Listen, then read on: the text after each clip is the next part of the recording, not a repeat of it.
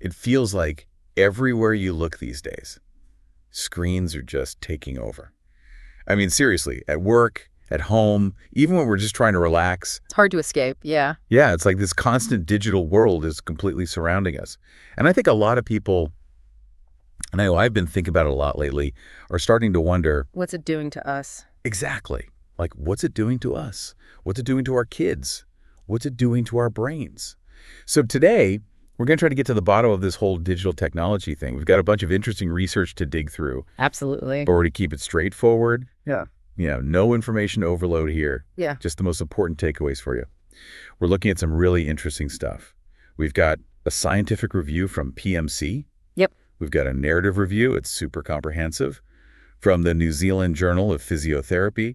And then we've got a really insightful article from the Journal of Pediatric Neurology. We're going to be focusing especially on the brains of kids and teenagers. Exactly. That's the main focus here. So our mission today, and I want to be really clear about this, is to figure out how digital technology is affecting our brains and bodies. Yeah. Okay. We want to understand the bad stuff, the potential downsides, but we also want to be open to any good stuff, any benefits that might be hiding in there. Yeah.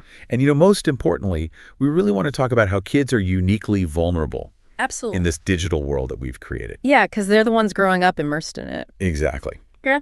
All right, let's jump right in. So first, to give everyone a sense of the scale of this, global adolescent digital device use, so that's like your phones, computers, gaming consoles, whatever, increased from an average of 21 hours per week That was back in 2012. in 2012 to a whopping 35 hours per week by 2018. Yeah, big jump. Huge jump. Think about that for a second. If you've got kids, nieces, nephews, whatever, that's almost like they're working a part-time job just on their devices. Right. And get this, in New Zealand, that increase was even bigger, 22 to 42 hours per week. Over the same time period. Crazy. And on top of that, New Zealand students actually have some of the highest rates of using digital devices and the internet in class globally. That's pretty wild when you think about it. Like, even school isn't really a break from screens anymore. Right, it's just constant. And then, of course, we got to mention the pandemic. We all remember how screen time exploded during COVID. And the thing is, it hasn't really gone back down to pre-pandemic levels. Nope. So we're basically living in a world where digital technology is more present than ever, especially for kids. Yeah, for better or for worse. Exactly. All right, so with that in mind, let's talk about what all this is doing to our brains. One of the first things that really jumps out from the research is the potential impact on attention. Yeah, and this is something that affects everyone, not just kids. Right, this is everybody. Yeah. Multiple studies are showing a link between using computers and screens in general and symptoms that look a lot like ADHD. And like you said, this is happening across all ages. That's scary. Like, it's almost making us all a little bit ADHD. Yeah. And when you think about it, it makes sense. We're constantly bombarded with notifications. Right, and we're switching between apps all the time, trying to do a million things at once. Multitasking, yeah, that's a big one. Exactly. And what the research is suggesting is that all this constant switching and multitasking can actually impair something called executive functioning. Executive functioning. Think of it as your brain's CEO. Okay. It's the set of skills you need to plan, organize, focus. Stay on track. Yeah, stay on track, all of that. And when we're constantly connected, constantly stimulated, our brains just don't get enough time to rest and recharge, which is crucial for these executive functions to work properly. That makes sense. It's like our brains are always on, always working overtime, and they just need a break sometimes. Exactly. Okay, so attention is one big concern. Another thing that stood out to me from all these sources is the potential impact on our emotional and social intelligence. Like our ability to understand and respond to social cues. That's huge. Huge. It's how we build relationships, how we navigate social situations. Absolutely. And a big part of developing that intelligence is face-to-face communication. Being able to read people's facial expressions, their body language, their tone of voice. It's all about those subtle cues that we pick up on when we're interacting in person. And it seems like digital media can really take away from that. Like, we're spending less time actually interacting with people face-to-face, especially kids. There's this really interesting study from UCLA that I think highlights this. Yeah, the one with the preteens at a nature camp? Yeah, that one. So these kids, they spent 5 days at this camp with no screens, absolutely zero screens. And the researchers compared them to a control group that, just continued their normal screen time habits. And what they found was pretty amazing. Incredible. After just 5 days, the kids at the nature camp were significantly better at recognizing emotions. Both in photos of faces Faces? Yeah. and in videos of social interactions, they could even pick up on the emotions without any verbal cues. It's crazy how just a few days away from screens can make such a difference in those social skills. And it wasn't just recognizing like basic emotions like happy or sad. The research also mentioned something about violent video games. Yeah, that's another interesting finding. Yeah, tell me about that. It seems like playing violent video games might actually slow down our ability to recognize happy faces. Like maybe the constant exposure to aggression and violence in those games kind of throws off our brain's ability to process positive social cues. It's almost like training your brain to focus on the negative. Yeah, maybe. It definitely highlights the importance of real-world interactions, especially for kids, where they can learn and practice those social skills in a natural environment. Absolutely. Those face-to-face connections are so crucial. Okay, let's move on to something that I know a lot of people are concerned about, and that's technology addiction. I mean, we all know someone who just can't seem to put their phone down. Right, it's become a real concern. And the thing is, it's starting to look more and more like a real addiction, like substance abuse. That's right. It's not officially classified as a disorder in the same way that, say, drug addiction is, but there's growing recognition that problematic internet use shares a lot of the same features. Like what? What are some of those similarities? Well, think about it. People who are addicted to the internet often feel preoccupied with it. They experience mood changes depending on their access to it. Oh yeah, like they get irritable when they can't get online. Exactly. They might develop a tolerance, needing more and more time online to get the same satisfaction, and they can even experience withdrawal symptoms when they're forced to disconnect. That sounds a lot like drug addiction. And how widespread is this? I mean, are we talking about a small percentage of people, or is this a bigger issue? Global estimates suggest it's around 6% of the population, but in some regions it can be significantly higher. And there's a strong link to ADHD symptoms. Studies have shown that people who exhibit signs of internet addiction, both students and adults, are more likely to report problems with inattention, hyperactivity, and impulsivity. So does that mean people who already have ADHD are more likely to become addicted to technology? Or could it be that excessive tech use is actually contributing to those ADHD-like symptoms? That's the million-dollar question, isn't it? We don't have a definitive answer yet. It's possible that both are true. People with pre-existing attention difficulties might be more drawn to the constant stimulation of technology, but it's also plausible that the constant multitasking and information overload that comes with excessive tech use can actually exacerbate or even trigger those attention problems. It's kind of a chicken and egg situation. Exactly. More research is needed to really untangle that relationship. Makes sense. Okay, so we've got attention problems, potential for addiction, and here's another one that seems kind of ironic. Social isolation. I mean, you think of social media as this tool for connecting people, but It's not that simple, is it? no, not at all. The research actually suggests that the more time people spend on social media, the more likely they are to feel socially isolated. Especially if they're spending more than a couple of hours a day on it. Yeah, there seems to be a tipping point where it goes from connecting to isolating. Why do you think that is? Well, one theory is that the more time we spend online, the less time we have for those deeper, more meaningful connections in the real world. Actually hanging out with friends, having conversations, sharing experiences. It's like we're substituting real-world connections with online interactions, which may not be as fulfilling. Right. And then there's the whole issue of social comparison. Oh yeah, that's a big one. Social media feeds are often carefully curated to show the best, most glamorous versions of people's lives. The perfect vacations, the happy families, the amazing achievements. That's like everyone's highlight reel all the time. Exactly. And when we're constantly bombarded with these idealized images, it's easy to start feeling inadequate and isolated, like our own lives don't measure up. It's like comparing our behind-the-scenes reality to everyone else's carefully edited highlight reel. Not a fair comparison at all.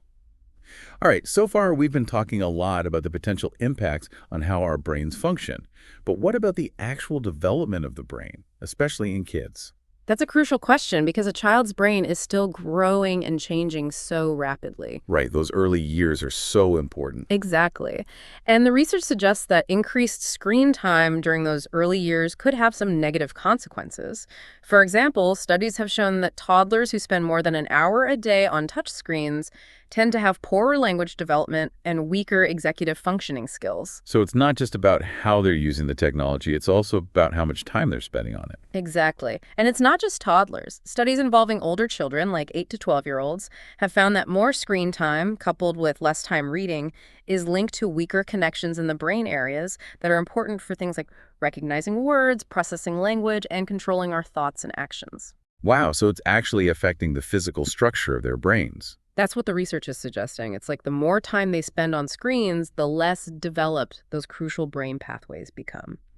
And there's even some evidence linking increased screen time to decreased white matter integrity in the brain, which is important for efficient communication between different brain regions. That's concerning.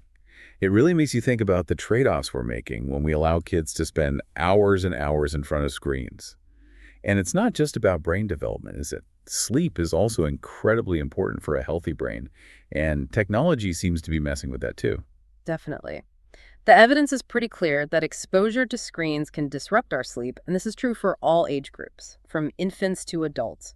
For example, studies have found that toddlers who use touchscreens daily take longer to fall asleep, sleep for shorter periods, and wake up more frequently during the night. So it's affecting both the quantity and the quality of their sleep. Exactly. And the same is true for teenagers and adults. More screen time is linked to more sleep problems and poorer sleep quality. And we all know that lack of sleep can have a huge impact on our mood, our energy levels, our ability to focus. Absolutely. And it's not just about feeling tired.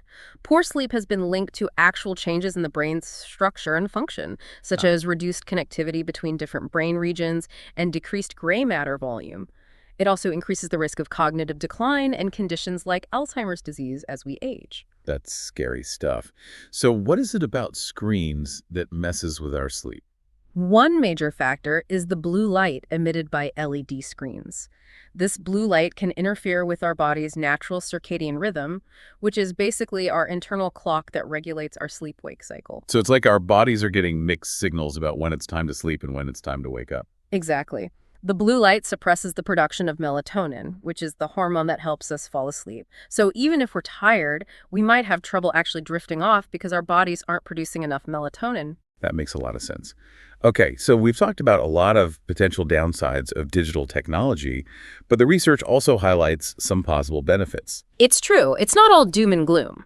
But it's important to note that most of these benefits seem to be more relevant for older adults, particularly in terms of cognitive function and brain health. Okay, so tell me about some of these benefits. Well, one area that's been getting a lot of attention is what's called neural exercise. The idea is that certain activities, like searching the internet, can actually activate brain regions involved in decision-making and complex reasoning. So it's like a mental workout for the brain. Exactly. Studies have shown that older adults who are familiar with the internet show more activity in these brain areas during simulated online searches compared to those who are less internet savvy. And even more encouraging, providing internet training to older adults who are new to it can actually lead to changes in their brain activity patterns. That's pretty amazing. So it's not just about passively consuming information. It's about actively engaging with it, challenging our brains to learn and adapt. Right. And then there's the whole area of cognitive training, which is where those brain training apps and video games come into play. Oh yeah, those are everywhere these days. Do they actually work? The research is a bit mixed. Some studies have shown that certain computer programs and video games can improve cognitive abilities like memory, attention, multitasking skills, and fluid intelligence, which is the ability to think flexibly and solve novel problems. But it's important to remember that these studies are often done in controlled settings, and the real-world impact and long-term benefits are still being investigated. So it's not a magic bullet, but it could be a useful tool, especially for older adults who are concerned about cognitive decline. Exactly. And then, of course, there's the potential for using technology to support mental health. We're seeing more and more apps and online tools that offer things like self-management strategies, mood tracking, skills training, and even therapy. That's really interesting. So technology can be both a source of mental health problems and a potential solution. Right, it's a double-edged sword. But it's important to note that the evidence base for the effectiveness of many of these mental health apps is still quite limited. Yeah, it's still early days for a lot of this technology. All right, let's shift gears a bit and talk about some of the physical health impacts of digital technology, specifically for kids and teenagers. Vision seems like a big one. Definitely. Extended screen use is a major risk factor for dry eye disease, even in young people. This is because we tend to blink less when we're staring at screens, which disrupts the normal tear film that keeps our eyes lubricated. And dry eyes can be really uncomfortable. Yeah, they can be itchy, burning, even painful. And over time, chronic dry eye can lead to damage to the surface of the eye. There's even some research suggesting that starting extended screen use at a young age could potentially lead to irreversible changes to the ocular surface. That's concerning. So what can we do to protect our eyes and our kids' eyes? The good news is that there are some simple things we can do. Limiting screen time, taking regular breaks, and following the 20-20-20 rule are all helpful. The 20-20-20 rule means that every 20 minutes you look away from your screen at something 20 feet away for at least 20 seconds. This helps to rest your eyes and reduce eye strain. That's a good reminder. I need to start doing that myself. And what about myopia or nearsightedness? We're hearing a lot about that these days. Yes, myopia is becoming increasingly common, especially in children. It's now considered a global epidemic. And while genetics plays a role, there's strong evidence that environmental factors, particularly increased near work and decreased outdoor time, are major contributors. So it's not just about screens. It's about anything that requires us to focus our eyes up close for extended periods. Exactly. And screens are a big part of that for most kids these days. They spend hours looking at smartphones, tablets, computers, and TVs, often at close distances. This can put a lot of strain on the eyes and increase the risk of developing myopia. Spending at least 2 hours a day outdoors has actually been shown to have a protective effect against myopia. So it's not just about limiting screen time, it's also about encouraging kids to spend more time outdoors. That makes a lot of sense. All right, let's move on to hearing. I know there's been a lot of concern about the potential impact of headphones and earbuds. Right. The widespread use of portable digital devices and headphones has significantly increased our exposure to noise, which can damage our hearing. And this is especially concerning for children and adolescents whose ears are still developing and are more sensitive to loud noises. How loud is too loud? The World Health Organization recommends keeping the volume below 50% of the maximum, or around 70 decibels. It's also important to limit the amount of time spent using headphones. That's good advice. I think a lot of us are guilty of blasting our music a bit too loud sometimes. Okay, moving on to physical activity and weight. What's the connection there? Well, it's pretty straightforward. The more time we spend on screens, the less time we have for physical activity. And research has consistently shown that high screen time is linked to an increased risk of obesity in both children and adults. It's like a double whammy. We're not moving enough, and we're often snacking while we're on our devices. Exactly. And some studies have even shown that reducing screen time can lead to weight loss, suggesting that there's a direct link. So it's not just about what we're eating, it's also about how much time we're spending sedentary. And it's not just weight, right? I think the research also mentioned something about pain syndromes. Yes, there's growing evidence linking high screen time to an increased risk of back and neck pain, as well as headaches in children and adolescents. This is likely due to the static postures we often adopt while using our devices, hunched over our phones or slouched in front of our computers. Yeah, we've all been there. So it's important to encourage kids to take breaks, stretch, and maintain good posture while using their devices. Absolutely. And it's also important to make sure their workstations are ergonomically sound. Good point. All right, let's wrap up by talking about the mental health and social impacts of digital technology, which is probably the biggest concern for most parents. This is a complex issue, and there's still a lot we don't know. But there's no doubt that the rise of digital technology has coincided with an increase in mental health problems among young people. So is technology to blame? It's not that simple. There are likely many factors at play, and it's difficult to isolate the role of technology. But many studies have shown a correlation between high screen time and an increased risk of mental health problems, such as anxiety, depression, and even suicidal thoughts. That's alarming. But aren't there also positive social aspects to technology? Of course. Technology can be a great tool for connecting with people and building relationships. Social media can be a great way to stay in touch with friends and family. And online communities can provide support and a sense of belonging. So it's all about finding a balance, right? Exactly. It's about using technology in a way that enhances our lives without compromising our mental health and well-being. And that's where parents come in. The Journal of Pediatric Neurology article really emphasized the role of parents in all of this. Yes, parents have a huge responsibility to guide their children's technology use and help them develop healthy habits. That means setting limits on screen time, encouraging outdoor play and other activities, and modeling good technology habits themselves. It's also about teaching kids how to use technology safely and responsibly. Absolutely. Digital literacy is more important than ever. Kids need to understand the risks associated with online activity, such as cyberbullying, sexting, and exposure to inappropriate content. And they need to know how to protect themselves. Exactly. Parents need to be having open and honest conversations with their kids about technology and its potential impacts on their lives. Well, we've covered a lot of ground today. It's clear that digital technology is a powerful tool with both amazing potential and significant risks, especially for young people whose brains and bodies are still developing. The key takeaway is that it's all about balance. We need to be mindful of the potential harms of technology and take steps to mitigate those risks, while also embracing the many ways in which technology can enhance our lives. And this deep dive, we hope, has provided you with a clear understanding of the complex issues surrounding digital technology and its impact on our health and well-being. It's not about demonizing technology, but about using it wisely and responsibly. Absolutely. And it's a conversation that we need to keep having as technology continues to evolve and shape our world. Now, we want to leave you with a question to ponder.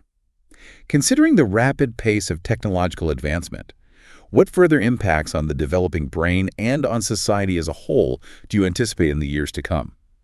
And perhaps even more importantly, what proactive steps can we take now to navigate this ever-evolving digital landscape in a way that promotes health, well-being, and a balanced life? These are crucial questions for all of us to continue to explore. Thanks for joining us. Thanks for having me.